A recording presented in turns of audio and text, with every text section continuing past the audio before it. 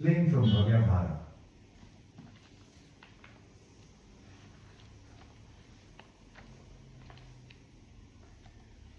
एक दिन एक ब्राह्मण के घर श्राद्ध के अवसर पर ज्ञानेश्वर ने ध्यान करके आगंतव्यम कहकर उसके पितरों को सशरीर बुला लिया और उन्हें भोजन कराया।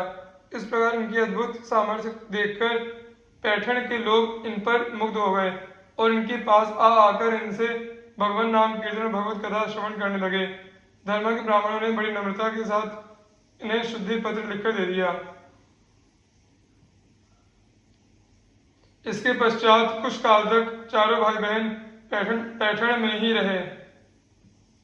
वहां ये लोग गोदावरी में स्नान करते, वेदांत की चर्चा करते, भगवान नाम संकीर्तन करते, पुराणों का पठन करते और पैठण वासियों को भगवत भक्ति का मार्ग दिखाते थे। वहां रहते हुए ही ज्ञानेश्वर ने श्री मच्छंकाराचार्य का भाष्य, श्रीमद् भागवत, योग वासिष्ठ आदि ग्रंथ देख डाले और आगे जो ग्रंथ लिखे उनकी भूमिका भी वही तैयार कर ली। इस प्रकार कुछ काल तक पैठण वासियों को अपना अपूर्व सत्संग लाभ कराकर श्री ज्ञानेश्वर आदि ब्राह्मणों का दिया हुआ वह शुद्धि पत्र लेकर आले नामक स्थान से होते हुए नेवा से पहुंचे। इसी नेवासे में ज्ञानेश्वर महाराज ने गीता ज्ञानेश्वरी भाष्य कहा, जिसे सच्चिदानंद जी ने लिखा। नेवासे से कुछ काल के लिए श्री ज्ञानेश्वर आदि चारों भाई बहन आलंदी चले गए। वहां के लोगों ने इस बार उनका बड़े आदर और प्रेम के साथ स्वागत किया। फिर जब ज्ञानेश्वर महाराज अपने भाई बहनों के सहित नेवासे लौट आए, तब उन्होंने सदगुरु श्री निवृत्तिनाथ के सामने गीता का स्वानुभूत भाष्य कहना आरंभ किया। उस समय तक श्री निवृत्तिनाथ 17 वर्ष के, श्री ज्ञानेश्वर 15 वर्ष के, सोपान देव 13 वर्ष के और मुक्ताबाई 11 वर्ष की हो चुकी थी। ज्ञानेश्वर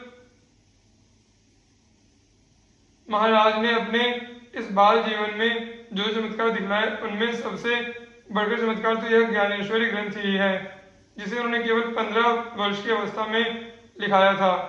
संवत 1347 में यह ज्ञानेश्वरी ग्रंथ पूर्ण हुआ था। इसके बाद श्री ज्ञानेश्वर ने तीर्थ यात्रा आरंभ की। यात्रा में गुरु निवृत्तिनाथ, सोपान देव, मुक्ताबाई भी साथ थे। कहते हैं कि इस यात्रा में विसोबा खेचर, गोरा कुम्हार, चोखा मेला, नरहरि सुनार आदि अन्य अनेक संत भी साथ हो लिए थे। सबसे पहले श्री ज्ञानेश्वर महाराज पंढरपुर गए, जहां उन्हें श्री विठल भगवान के दर्शन हुए तथा परम विठल भक्त श्री नामदेव से भेंट हुई।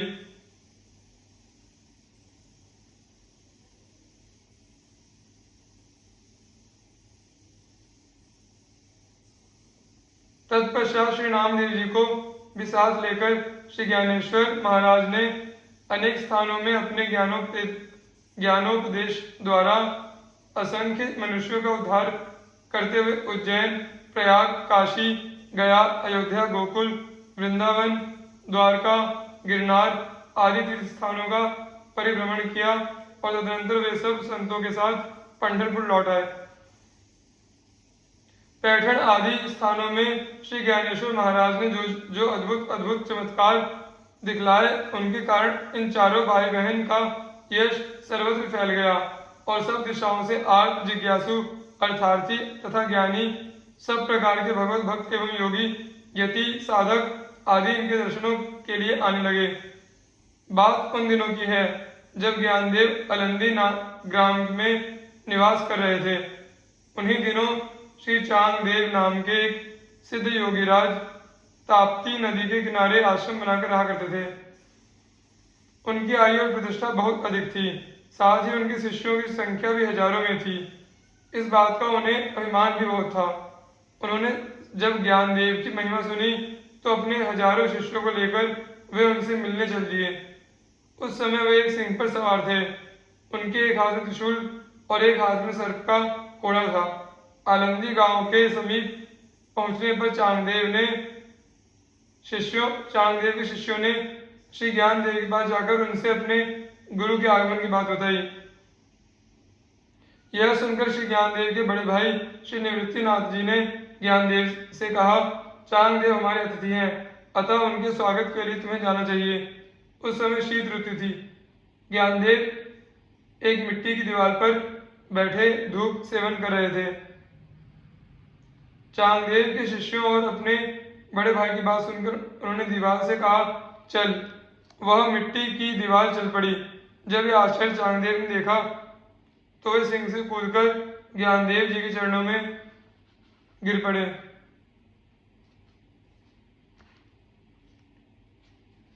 उनका सिद्धि का अभिमान विगलित हो गया। उन्हें लगा कि सिंह तो चेतन प्राणी है, उसे वश में करना बहुत बड़ी बात नहीं है। परंतु ज्ञानदेव की महिमा तो अपार है, उन्होंने तो जड़ दीवार को ही चेतन बना दिया है। श्री ज्ञानदेव जी ने उन्हें उठाया। उनकी कृपा दृष्टि पड़ते ही चांगदेव में भक्ति का संचार हो गया। उनकी आंखों में प्रेमाश्रु भर आए और शरीर में रोमांच हो आया। इसी प्रकार श्री ज्ञानदेव जी ने बहुत से लोगों को भगवत भक्ति का उपदेश देकर भगवत सम्मुख किया। कुल 21 वर्ष 3 मास 5 दिन की अल्पावस्था में अर्थात संवत 1353 विद मार्गशीर्ष कृष्णा 13 को श्री ज्ञानेश्वर महाराज ने जीवित समाधि ले ली और उनके समाधि लेने के बाद 1 वर्ष के भीतर ही सोपान देव, चांगदेव, मुक्ताबाई और निवृत्तिनाथ भी एक एक करके इस लोक से परम धाम को पधार गए। श्री ज्ञानेश्वर महाराज के ये 4 ग्रंथ बहुत प्रसिद्ध हैं। भावार्थ दीपिका अर्थात ज्ञानेश्वरी, अमृतानुभव, हरिपाठ के अभंग तथा चांगदेव 65। इनके अतिरिक्त उन्होंने योग वासिष्ठ पर एक अभंग वृत्ति की टीका भी लिखी थी, पर अभी तक वह उपलब्ध नहीं हुई। श्री त्रिलोचन जी। भक्तवर श्री त्रिलोचन जी वैश्य कुल में उत्पन्न हुए। ये बड़े ही वैष्णव भक्त थे, परंतु वे जैसी सेवा करना चाहते थे वैसी बन नहीं पाती थी, क्योंकि उनकी पत्नी के अतिरिक्त घर में और कोई सेवा में सहयोग देने वाला न था। उनके मन में एक यह बड़ी अभिलाषा थी कि कोई एक ऐसा नौकर मिल जाए जो साधुओं के मन की बात जानकर अच्छी प्रकार से उनकी सेवा किया करे।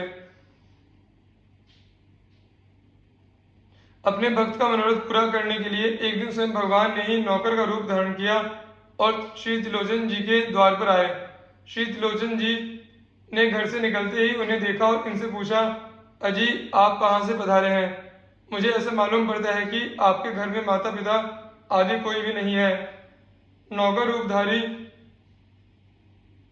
भगवान ने कहा, आप सच कहते हैं, मेरे पिता माता आदि कोई भी नहीं है। त्रिलोचन जी ने कहा, क्या नौकरी करोगे? मुझे संतों की सेवा के लिए एक नौकर चाहिए। तब आपने कहा कि यदि मेरे स्वभाव से स्वामी का स्वभाव मिल जाए तो मैं सेवा टहल कर सकता हूँ। श्री त्रिलोचन जी ने पूछा, आपके स्वभाव से औरों का मेल क्यों नहीं हो पाता है? तब आपने कहा कि मैं 5-7 सेर अन्न नित्य खाता हूँ, इसी से लोग नाराज हो जाते हैं और मुझे रख नहीं पाते हैं। उस नौकर ने फिर कहा, 4 वर्णों की रीतियों का मुझे ज्ञान है, सभी कार्यों को मैं अच्छी तरह से मन लगाकर करता हूँ, उनमें किसी से सहायता भी नहीं लेना चाहता हूँ। रही भक्तों की सेवा टहल, उसे तो करते करते मेरा सब जीवन ही बीता है। अंतर्यामी मेरा नाम है, मैं तो सब आपका दास हो गया। भक्त त्रिलोचन ने कहा, इच्छा अनुसार खूब भरपेट खाओ, किसी प्रकार का संकोच मत करो।